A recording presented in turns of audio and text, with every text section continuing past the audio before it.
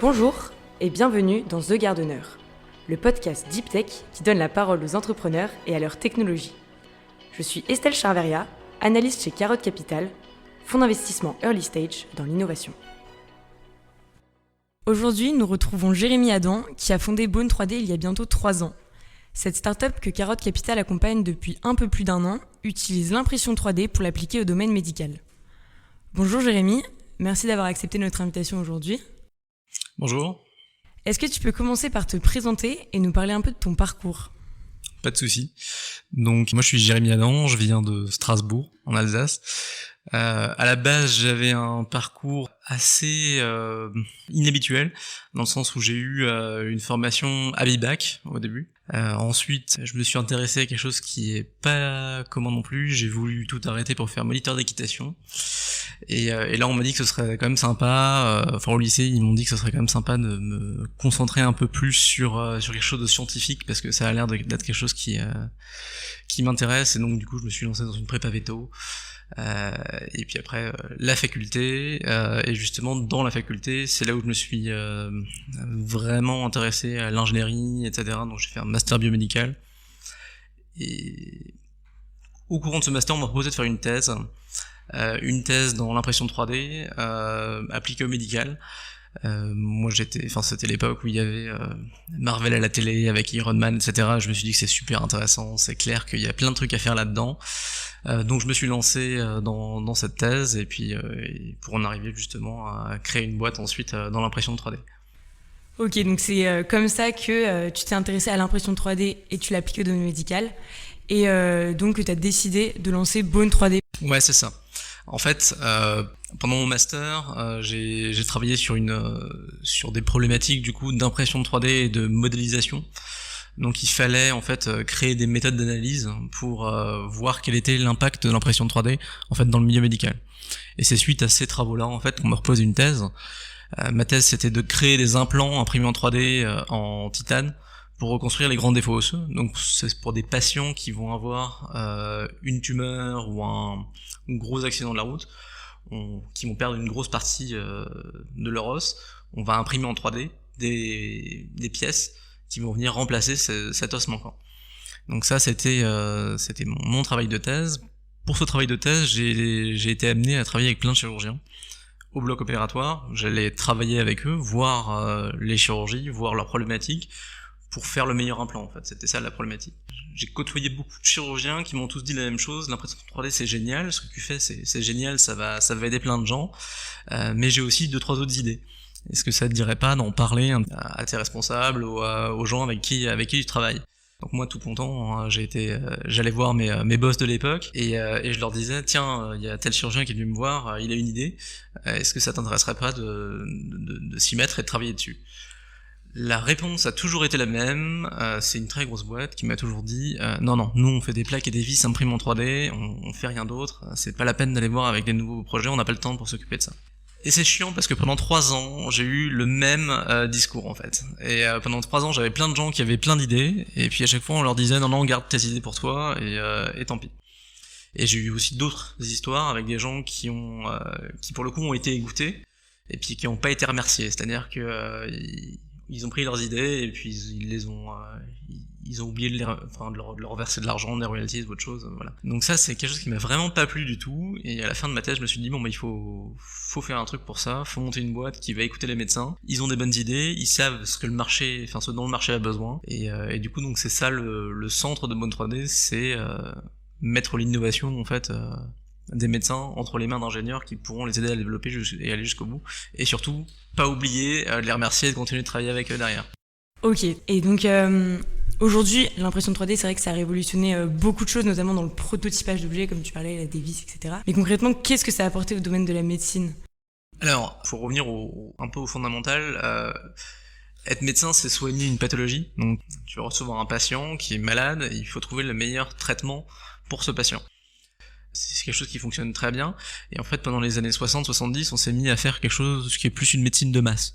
Donc on soigne tout le monde avec les mêmes armes, on soigne quand quelqu'un a une pathologie qui va être plus d'ordre squelettique ou autre, on les soigne tous avec la même prothèse, tous avec les mêmes implants, etc. Et en fait, aujourd'hui, on se rend compte avec le recul que c'est pas la bonne méthode à employer.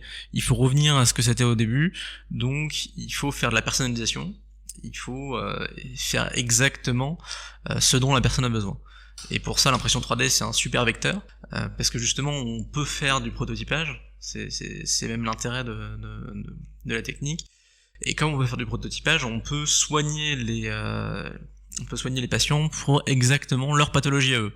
Quand on va faire une prothèse, quand on va faire un implant, on va le dessiner spécifiquement pour ce patient. Ça va être quelque chose qui va être fait sur mesure pour le patient, et plus quelque chose qui est fait pour un Américain d'1m80 qui fait du sport tous les jours, etc. Voilà, comme la plupart des prothèses qui sont posées aujourd'hui.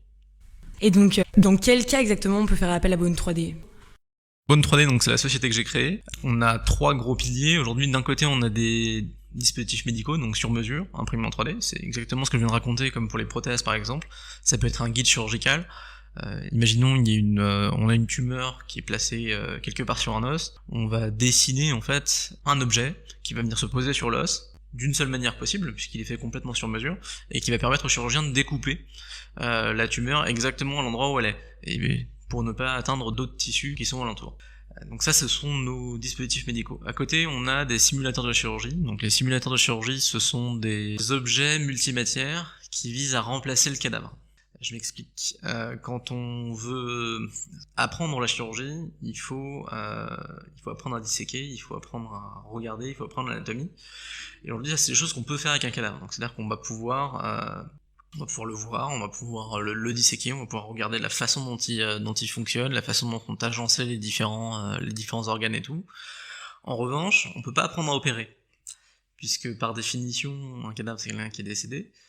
Ce sont souvent des gens qui ont donné leur corps à la science, donc qui sont décédés de mort naturelle, qui n'ont pas de pathologie spécifique, qui n'ont pas de malformation, et qui n'ont pas de trauma non plus, donc il n'y a rien à opérer en fait. On peut ouvrir, on peut regarder, mais on peut pas s'entraîner à réaliser un geste qui va sauver la vie de quelqu'un derrière. Donc pour ça, aujourd'hui, on a développé nos simulateurs de chirurgie qui vont permettre d'éviter d'apprendre sur le vrai patient, parce qu'aujourd'hui, c'est comme ça qu'on forme les jeunes chirurgiens. On les emmène lors des chirurgies, on les fait essayer sur un vrai patient, et bien sûr, le chirurgien est là, et puis il fait en sorte que tout se passe dans les meilleures conditions, mais c'est clair que pour le jeune apprenti, c'est beaucoup plus intéressant et beaucoup plus formateur de pouvoir le faire sans stress, sur un objet tierce. Donc ça, ce sont nos simulateurs de chirurgie. Pour arriver à ce niveau en fait d'attente, parce que aujourd'hui le chirurgien il attend quelque chose qui reproduit vraiment les vraies sensations d'un corps humain, donc quelque chose qui va se casser comme de l'os, qui va se suturer comme de l'os, qui va se percer comme de l'os. Et pour faire ça, avec nos simulateurs, aujourd'hui on travaille avec des grandes écoles d'ingénieurs, là où on fait justement des essais qui sont à la fois sur nos modèles et à la fois sur des cadavres. L'idée c'est de reproduire, de faire en sorte d'améliorer nos modèles jusqu'à ce qu'on arrive à quelque chose qui est très très proche du cadavre. Donc aujourd'hui on a des modèles anatomiques qui nous permettent d'avoir un vrai rendu et un vrai retour quand on fait une chirurgie dessus. Ce qui n'a rien à voir avec les simulateurs de chirurgie classiques qu'on trouve aujourd'hui dans le commerce, qui sont des simulateurs de réalité augmentée ou de réalité virtuelle. Vous avez 2 mètres de PlayStation dans les mains, et puis vous vous baladez dans un avatar. Alors c'est très bien, c'est très joli, mais vous apprenez pas à la fin à suturer, vous apprenez pas à percer, vous apprenez pas à faire une ostéotomie, voilà. Ça c'est des choses qu'on peut faire sur nos simulateurs et pas sur des simulateurs virtuels. Et enfin, on fait à Bone 3D donc des plateformes d'impression 3D dédiées aux services de soins. Donc là, en fait, les 2 premières choses que je vous ai expliquées, donc les dispositifs médicaux et les simulateurs de la chirurgie, on les imprime grâce à des imprimantes qui sont aujourd'hui chez nous à Bone 3D. Et là, l'idée, c'est de mettre les imprimantes directement chez les médecins. Donc les imprimantes sont soit à proximité immédiate des hôpitaux, soit dans les hôpitaux directement, et elles permettent d'adresser tout un tas de besoins à l'intérieur de l'hôpital. Donc s'il y a des besoins pour des dispositifs médicaux, justement, ils sont imprimés directement sur place. S'il y a des besoins de simulateurs de chirurgie, ils sont imprimés directement sur place. Mais du coup, vu que ces outils-là permettent de faire plein de choses et qu'ils sont à proximité des hôpitaux, on s'est mis à faire plein d'autres choses aussi. Travailler dans l'hôpital pour justement améliorer la vitesse de réalisation des innovations de la médecin. Un médecin qui vient nous voir, là où les ingénieurs sont déjà sur place, et là on peut imprimer les prototypes sur place en 24-48 heures, c'est un peu une révolution, ça permet d'aller beaucoup plus vite pour tous les autres projets qu'on pourrait potentiellement avoir. Idem, sur place en hôpital, ça fait pas que soigner, ça fait pas que enseigner, ça fonctionne aussi, et pour que ça fonctionne, il va y avoir besoin de pièces de rechange, de pièces de maintenance, etc. Et aujourd'hui, nos machines qui sont sur place permettent de faire aussi tout ça, justement. D'adresser tout un tas de besoins à l'intérieur de l'hôpital, qui permettent de le rentabiliser et de faire énormément d'économies. L'exemple que je prends toujours, c'est avec une armoire. Aujourd'hui, dans un hôpital, quand vous avez une poignée de porte qui est cassée sur une armoire, en général, on jette l'armoire, et puis on en rachète une nouvelle. Maintenant, avec ces machines-là, en fait, on imprime directement sur mesure la poignée de porte qui est manquante, et du coup on n'est pas obligé de racheter l'armoire, on peut la réparer. C'est pareil aujourd'hui pour des tiroirs, et puis des choses qui sont beaucoup plus complexes, hein. Ça va jusqu'à des capots d'IRM par exemple qui seraient endommagés par un brancardier. Ne pas avoir une IRM qui tourne pendant 3-4 jours le temps d'intervention, c'est quelque chose qui porte beaucoup préjudice à l'hôpital, et puis le fait de pouvoir le réparer en quelques heures, c'est quelque chose d'absolument nouveau, et qu'on peut faire avec nos plateformes. Et donc pour revenir sur les simulateurs chirurgicaux que vous proposez, est-ce qu'aujourd'hui vous êtes capable de reproduire n'importe quelle pathologie en tenant compte à la fois des tissus durs et des tissus mous ? Alors, aujourd'hui, on a du dur, on a du mou. On peut pas encore faire toutes les pathologies. On est limité en fait par les capacités de notre imprimante. Donc notre imprimante aujourd'hui, elle nous permet de faire des choses qui sont tout ce qui va être cartilagineux, osseux, quelques muqueuses, on va arriver à les faire. Et par contre, dès qu'on va aller arriver sur des organes mous, c'est plus complexe. Aujourd'hui, on est en train de travailler justement sur les matériaux. On a une upgrade de notre machine qui est en train d'être faite actuellement et qui nous permet d'avoir justement des tissus très très mous. On va aller jusqu'au Shore 0 pour les mécaniciens. Donc ça nous permettra d'avoir des textures jalifiées, un petit peu comme du cerveau, du foie, du cœur. Ça, c'est des choses qu'on va arriver à faire là au courant de cette année. Donc on arrive pratiquement à tout faire. Ouais. Hyper impressionnant. Donc cette année, Bone 3D a été très sollicité avec la crise sanitaire. Vous avez notamment participé au projet 3D Covid avec la PHP. Est-ce que tu peux nous en parler ? Alors on a plus que participé, hein, puisqu'on a créé carrément le projet 3D Covid. Qu'est-ce que c'est, comment ça fonctionne et comment ça s'est mis en place ? Il faut revenir en fait à la conjecture, c'est-à-dire qu'on était face à une crise sanitaire qui est un peu sans précédent dans notre histoire moderne en tout cas. Ça a débloqué pas mal de choses au niveau des institutions et ça nous a permis d'aller très très vite. Au début de la crise, juste après le confinement, donc on était, je crois que c'était le 13 mars l'année dernière, on a commencé à réfléchir effectivement à un modèle qui pourrait intéresser les hôpitaux. D'abord, on a regardé ce que faisait tout le monde imprimait en permanence des visières de protection pour le personnel soignant. Et je crois qu'il y en a des milliers, des centaines de milliers qui ont été imprimés, et puis nous un jour en fait on allait à l'hôpital pour voir les chirurgiens avec lesquels on travaillait tout le temps, et puis on est arrivé en face dans une salle là où il y avait, je sais pas, 15 sacs poubelles dans lesquels il y avait ces fameuses visières. Et du coup, on est allé voir les médecins, on leur a demandé mais vous vous en servez pas, d'où ça vient, qu'est-ce que c'est ? Et ils nous ont répondu que c'était très bien, c'est plein de gens qui se sont mobilisés pour faire tout ça, sauf que comment on peut savoir que ces gens-là n'ont pas de Covid ? Comment est-ce qu'on peut savoir que ces objets qu'ils ont imprimés vont pas nous blesser ? Comment est-ce qu'on peut s'assurer en fait que ça va fonctionner et que ça a la bonne taille, etc. et qu'on va pas le repasser à 5 ou 6 médecins avant d'arriver chez nous ?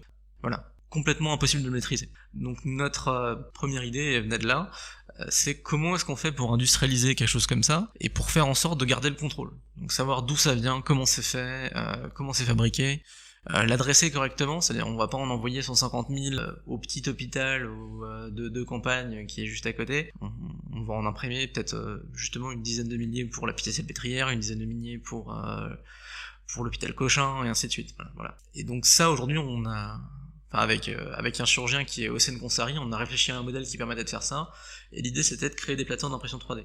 Ce qui est assez rigolo, c'est que tout au début de Bone 3D, une des idées c'était de faire des plâtres et des attelles imprimés en 3D, notamment pour les stations de ski. On s'est dit que ce serait super intéressant d'avoir des imprimantes 3D à proximité des stations de ski pour faire des plâtres pour tous les gens qui vont se casser la jambe au ski. En fait, c'est un peu la même idée qu'on avait là, c'est-à-dire que c'est du coup mettre le moyen de production juste à proximité immédiate des soignants, et donc ce modèle, on y réfléchit, on s'est dit que ce serait intéressant d'avoir des machines et des ingénieurs, les deux en même temps, au même endroit, dans l'hôpital.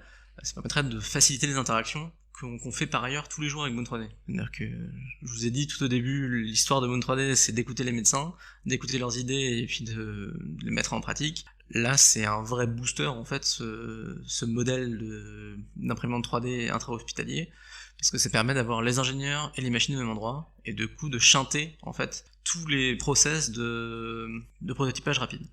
Et donc concrètement, qu'est-ce que vous avez proposé à l'AP-HP depuis le début de la crise sanitaire en mars 2020 ? On était du coup pendant le confinement, on a soumis en fait un schéma qui était un schéma là où on mettait une 60aine d'imprimantes à l'intérieur d'un hôpital de l'AP-HP pour adresser les besoins de 49 000 soignants.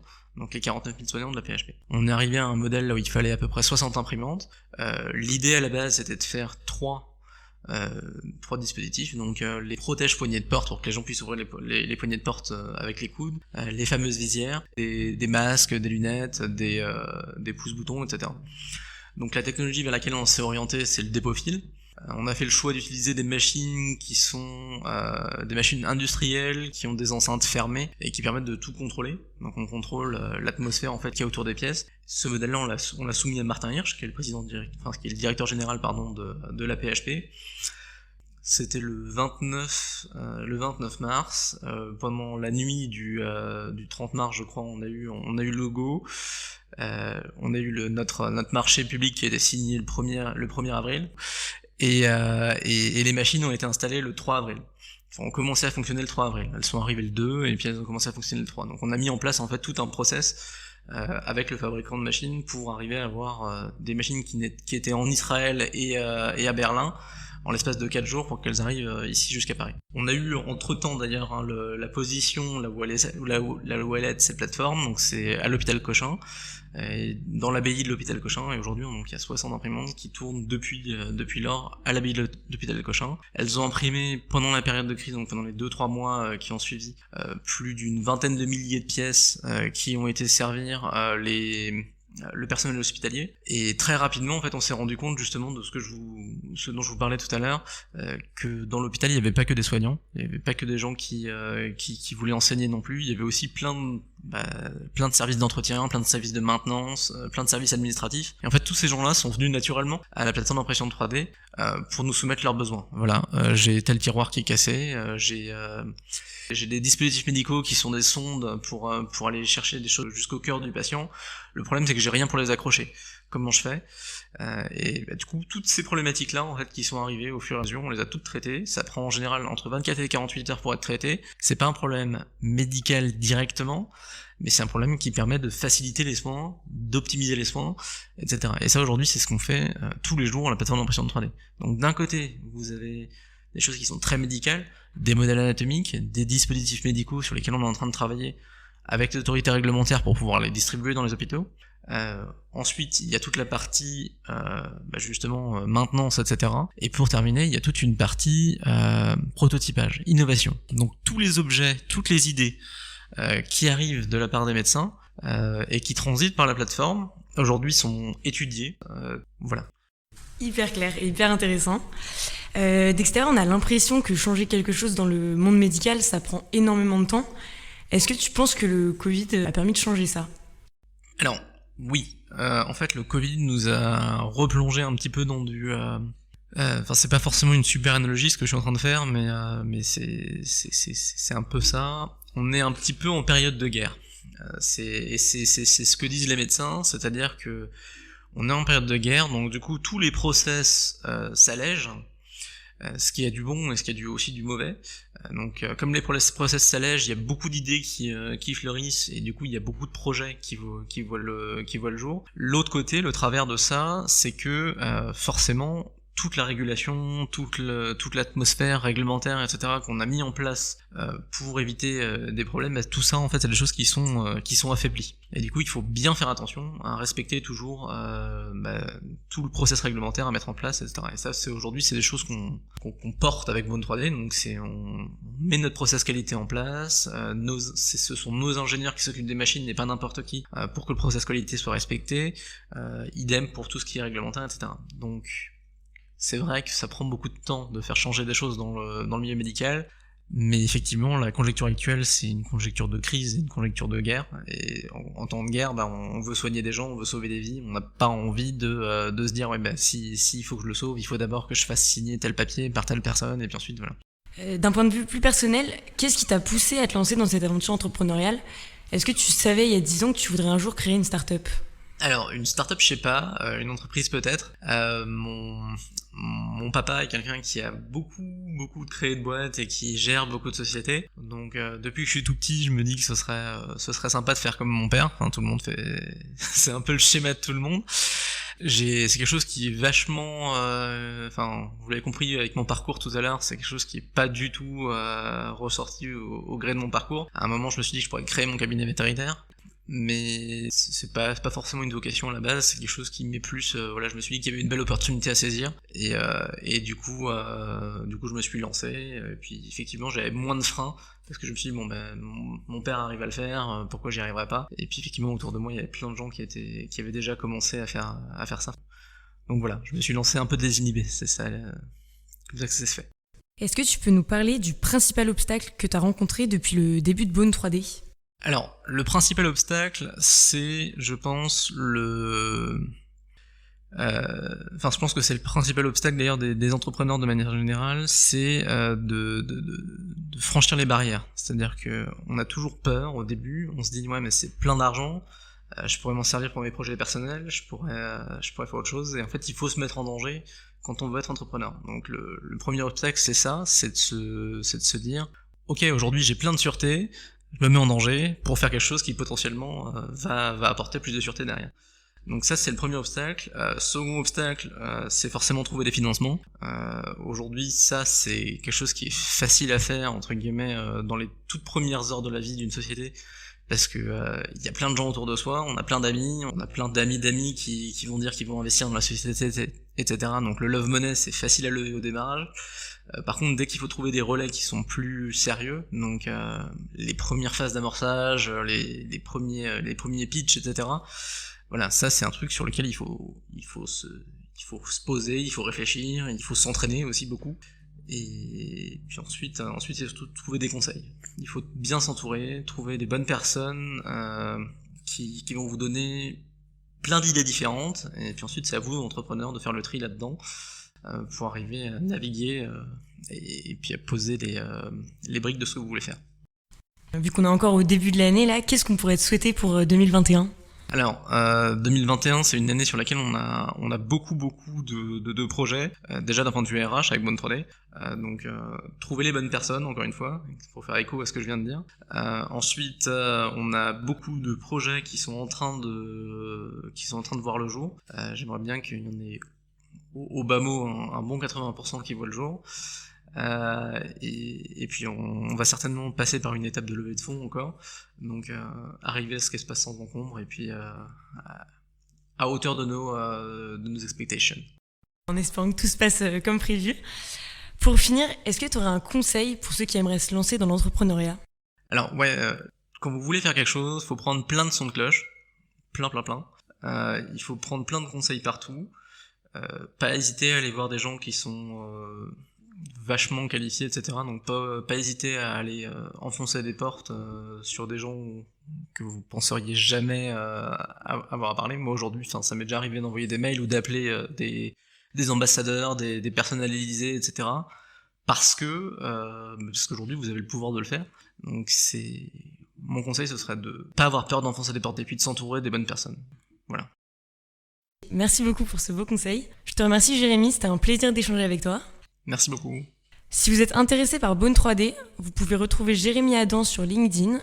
Et si vous voulez avoir plus d'informations, vous pouvez également aller sur leur site internet bone3d.com. C'est déjà la fin de ce podcast. Si vous l'avez aimé, n'hésitez pas à le partager autour de vous et à mettre 5 étoiles sur Apple Podcast. Ça nous aide beaucoup. Vous pouvez me faire un retour directement par LinkedIn. Et si vous êtes entrepreneur, vous pouvez aller sur notre site internet carotte.capital ou nous contacter par email à contact@carotte.capital. À bientôt!